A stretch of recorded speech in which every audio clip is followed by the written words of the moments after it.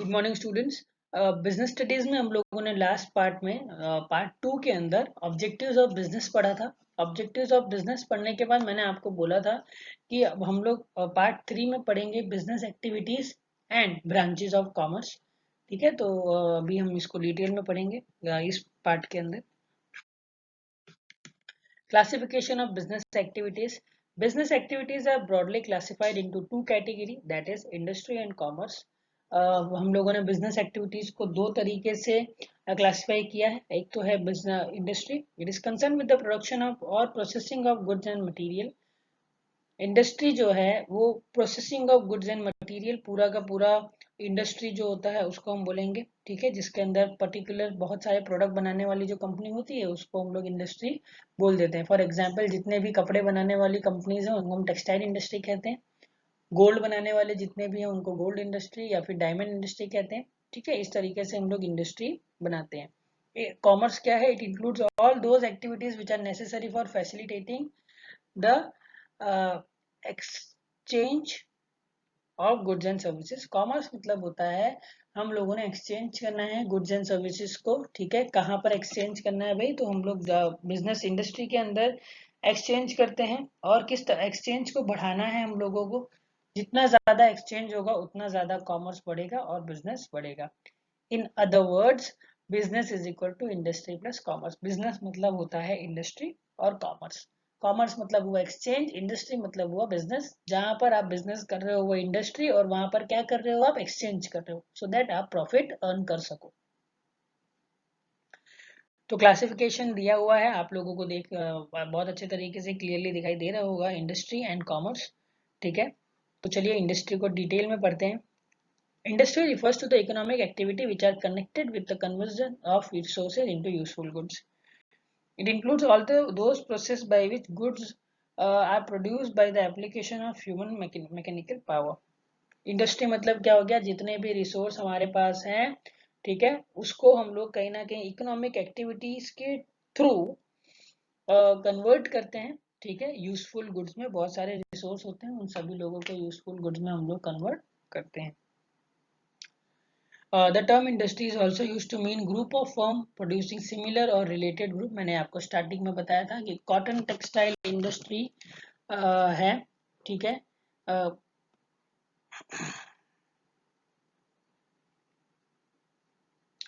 refers to all manufacturing unit producing textile from cotton. Similarly, electronic industry would include all the firm producing electronic goods. ठीक है, ये मैंने बताया था, जैसे कोई एक प्रोडक्ट बना रहा है तो जितने भी कंपनियां बना रही हैं उसको हम लोग इंडस्ट्री कंसीडर करेंगे। Goods produced by industry may be consumer goods or producers goods. Consumer goods, these goods are meant for direct consumption by the consumer, example shoes, clothes, TV, etc. Producers goods are steel, machinery, factory building and production of other goods.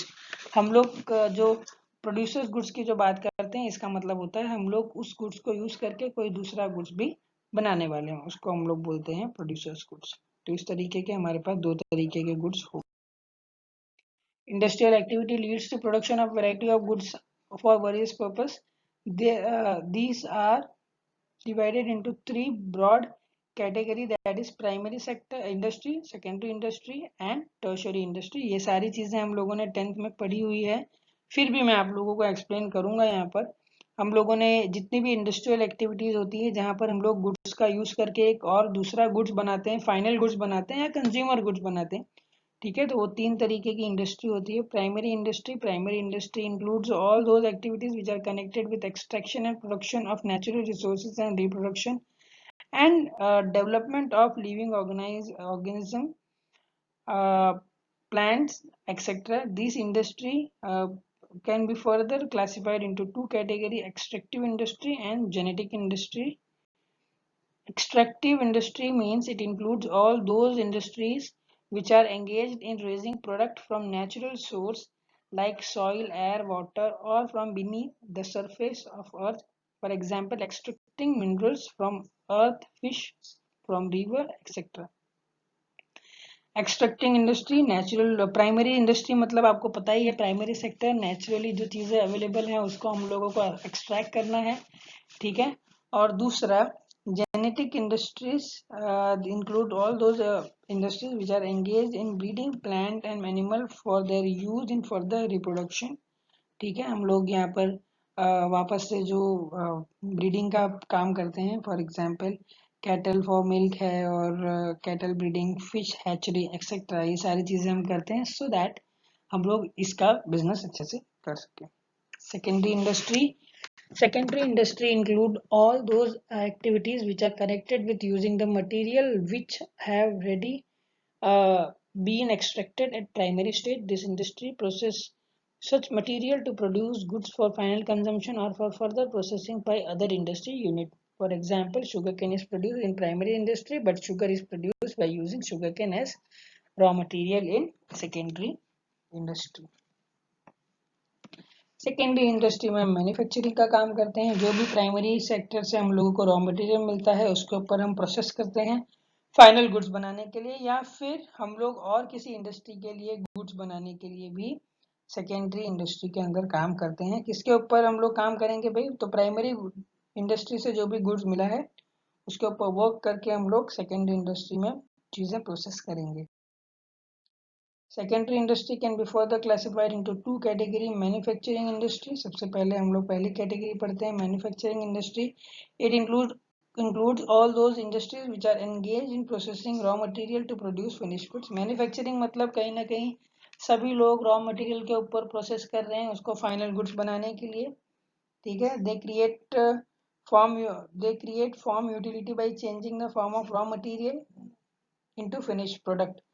ठीक है. अभी मैंने बताया था ये लोग resource को क्या करेंगे? यूटिलिटी में कन्वर्ट करेंगे. यूटिलिटी मतलब आपको पता है अब, यूजेबल प्रोडक्ट, और फिर उसको फाइनल फिनिश गुड्स में कन्वर्ट कर देंगे. Cotton textile industry make use of cotton that is produced by the extract industry. Manufacturing industry may be further divided into four categories on the basis of method of operation for the production. Manufacturing industry जो है may be further divided into four categories on the basis of this method of operation for production. Analytical industry, synthetical industry, processing industry, assembling industry. ठीक है.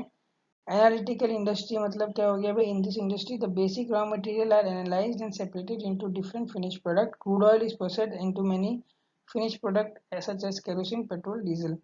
Analytical industry मतलब क्या होता है भाई? तो हम लोग जो भी रॉ मटेरियल हमको मिला है उसको एनालाइज करके सेपरेट कर देंगे और फिर फिनिश प्रोडक्ट बनाएंगे. जैसे कि क्रूड ऑयल में से हम लोग पेट्रोल बनाते हैं, डीजल बनाते हैं.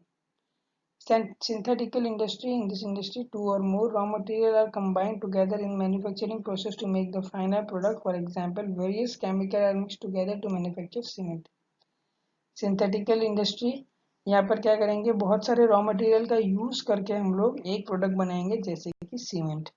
Processing industry. In this industry a product passes through various stages to become a final product. For example, sugar industry, paper industry. Assembling industry. In this industry different components are assembled to make a new product. Automobile, TV industry, etc. तो ये सारी industries secondary industry का ही part है. यहाँ पर सब जगह हम लोग प्रोसेस कर रहे हैं, कुछ ना कुछ तो प्रोसेस कर ही रहे हैं फाइनल प्रोडक्ट बनाने के लिए. चलिए टर्शरी इंडस्ट्री पे आ जाते हैं. Tertiary industry include all those activity which are concern with the providing support services to primary and secondary industry as well as activities relating to trade. It is also known as service industry. It provides service facilitate like transport, banking, insurance, warehouse, communication. Tertiary industries tries to remove barriers, hindrances or obstacles which are arising during the production and distribution of goods and services. तो these are again the types of industry: primary industry, secondary industry and tertiary industry. क्या क्या है industry में हमने read किया ही है और इसको आप लोग यूज कर सकते हो फर्दर क्लासिफिकेशन के लिए. ठीक है. आगे बढ़ते हैं कॉमर्स में. What do you mean by commerce? तो commerce is again a wide term consisting of all those activities which are necessary for sale and transfer of exchange of goods and services. ठीक है. तो इस तरीके से हम लोग कहीं ना कहीं कॉमर्स पढ़ेंगे. कॉमर्स के अंदर हम लोगों का कहीं ना कहीं बहुत सारा मीन होगा. Role of functions. एक मिनट रुक जाइए, एक मिनट. It provides the necessary link between producer and consumer to ensure proper distribution of goods Consumer basically aims to ensure supply of goods at right place in the right quantity and at right time. In this way, commerce ensures free and smooth exchange by removing various hindrances or obstacles in the way of exchange. The hindrance may be in the respect of person, place, time, risk, finance and information. तो commerce क्या है भाई? Commerce exchange करवाता है, पहले ही starting में हमने देखा। अब एक्सचेंज अगर करवाता है तो हम लोगों को जो भी प्रोडक्ट हमने बनाया है उसको टाइम से कस्टमर तक पहुंचा देना है, ठीक है। और टाइम से कस्टमर तक पहुंचाने के बाद वो चीजें उसको सही टाइम पे मिल जानी चाहिए, उसकी जगह पे मिल जानी चाहिए। ये कॉमर्स का काम है। आज हमारे पास जो भी चीजें हमको इजीली अवेलेबल है, हम लोग कुछ भी हमको खाना होता है बाजू से दुकान में से लेके आ जाते हैं, या कोई शॉप से लेके आ जाते हैं, कोई रिटेल शॉप से लेके आ जाते हैं। क्यों ऐसा पॉसिबल हुआ है? क्योंकि कॉमर्स ने वो चीजें पॉसिबल की हैं। कॉमर्स नहीं होता तो वो कोई भी चीजें हमारे तक नहीं आ पाती और हम लोग वो काम अच्छे से नहीं कर पाते या हम लोग कंज्यूम नहीं कर पाते। जस्ट बिकॉज ऑफ कॉमर्स आज हमको कोई भी चीजें चाहिए वो हमको बाजू में कोई भी शॉप पे चले जाओ आपको मिल जाएगी, ठीक है। तो फंक्शंस ऑफ कॉमर्स क्या है भाई? तो कॉमर्स का फंक्शन है हिंड्रेंस ऑफ पर्सन, मतलब अगर कोई हिंड्रेंस आ रहा है, कोई रुकावट आ रही है तो उसको हटा दो, ठीक है। Hindrance occurs due to the lack of contact and communication between producers and consumer. Commerce removes this hindrance through trade. Trade provides an organized market where the buyer and seller can contact each other. ठीक है, तो hindrance of person है यहाँ पर trade removes hindrance through trade. Trading करवाते हैं, buyer and seller को मिलवाते हैं, ठीक है, और फिर ट्रेडिंग शुरू हो जाती है, बिजनेस शुरू हो जाता है। ये काम किसका है? कॉमर्स का है। Hindrance of place. This hindrance occurs due to the geographical separation between producer and the producer need to make these goods available to consumer who are scattered in different corner of the country. Commerce removes the problem by the mean of transport. ठीक है, अलग अलग जगह पे अलग अलग state पे हम लोगों ने बिजनेस किया है। अलग अलग स्टेट का जो भी बिजनेस है उन लोगों ने अपने अपने प्रोडक्ट बनाए हैं, लेकिन वो प्रोडक्ट हमारे तक आएंगे कैसे? आज हम गुजरात के अंदर एमपी के वीट यूज कर रहे हैं, कैसे पॉसिबल हुआ? कॉमर्स से पॉसिबल हुआ, ठीक है। Hindrance of time. The hindrance occur due to the time gap between production and consumption of goods, storage and warehousing activities remove the hindrance of time by facilitating holding of stock of goods to be sold and when it is required. कहीं ना कहीं time पे product पहुंचा देने का भी काम है वो हम लोगों का कॉमर्स करके देता है। वेयरहाउसिंग सर्विस देता है। स्टॉक आप कहीं ना कहीं वेयरहाउस में रख सकते हो, जब जरूरत हो तब उस स्टॉक का आप यूज कर सकते हो। Hindrance of risk. The hindrance occur due to the risk or of losses or damage due to the theft, fire, accident. Protection against this risk is provided by the insurance of goods. ठीक है, insurance भी कहीं ना कहीं commerce का ही part है। और अगर कुछ कहीं खराब हो गया, कहीं चोरी हो गया, ठीक है, तो इस तरीके के प्रोविजंस देता है commerce. Hindrance of information. Hindrance occur due to the lack of product awareness on the part of consumer. Advertising make it possible for the producer and trader to inform the consumer about the goods and services available in the market. ठीक है, तो commerce जो है through advertisement बहुत सारे information देता है, जहां से हम लोगों को पता चलता है कि भाई जो भी प्रोडक्ट और गुड्स आया है उसको किस तरीके से यूज करना है, कहाँ मिलेगा, कब मिलेगा और कैसे मिलेगा। ये सारी चीजें इंफॉर्मेशन का जो काम है वो भी कॉमर्स प्रोवाइड करता है। Branches of commerce. हमारे पास दो तरीके की ब्रांचेस हैं कॉमर्स की, ठीक है। एक तो इंटरनल ट्रेड है, एक्सटर्नल ट्रेड है, और सॉरी ट्रेड है और एड और ऑक्सिलरी टू ट्रेड, ठीक है। टू टाइप्स ऑफ एक्टिविटीज हैं कॉमर्स के अंदर। पहला तो trade refers to buying and selling of goods and services with the aim of earning profit. It is an essential part of commerce. It helps in making the goods produced available to the ultimate consumer or user. हमारे पास trade मतलब क्या हो गया? Selling करना goods and services का। दो तरीके के सेलिंग होते हैं, इंटरनल और एक्सटर्नल, ठीक है। तो इंटरनल ट्रेड जो होता है उसके अंदर भी फर्दर क्लासिफिकेशन होते हैं, wholesale trade, retail trade. External trade होता है उसके अंदर इम्पोर्ट, एक्सपोर्ट एंड एंट्रीपोर्ट, ठीक है। इंटरनल ट्रेड जो है वो होम ट्रेड बोलते हैं इसको। It is concern with the buying and selling of goods and service with in the geographical boundaries of a country. Both the buyer and the seller belong to the same country. Internal trade, wholesaler It include buying and selling of goods in large quantity, and retailer it include buying and selling goods in a small quantity. Internal trade के अंदर हम लोगों को दो variety दिखेंगी, एक तो wholesale trade, retail trade. Wholesaler मतलब जो बल्क में परचेज करता है वो, और रिटेलर मतलब जो स्मॉल क्वांटिटीज में परचेज करता है।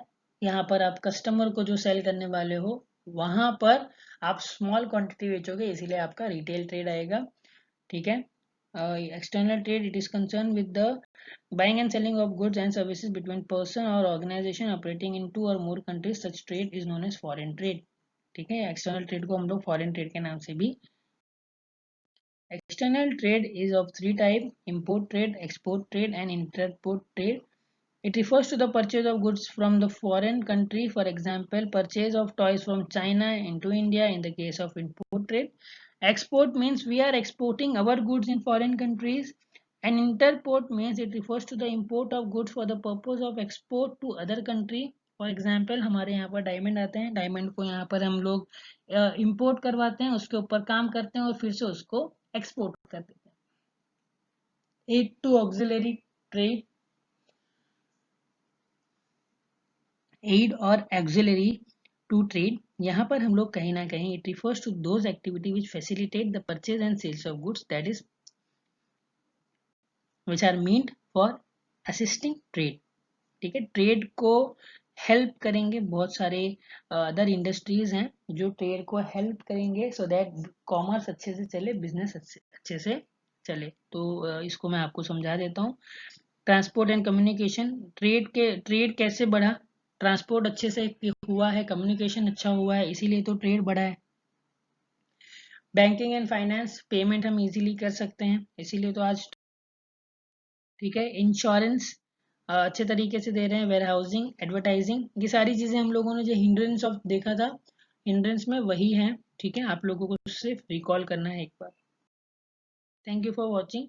हमारा बीएसटी का पार्ट 3 खत्म हो गया है। ठीक है। इसके बाद थोड़ा सा ही पार्ट बचता है बीएसटी में और हमारा चैप्टर 1 खत्म हो जाएगा और फिर जल्द हम चैप्टर 2 शुरू कर देंगे। Thank you for watching. कोई भी डाउट हो आप पूछ सकते हैं।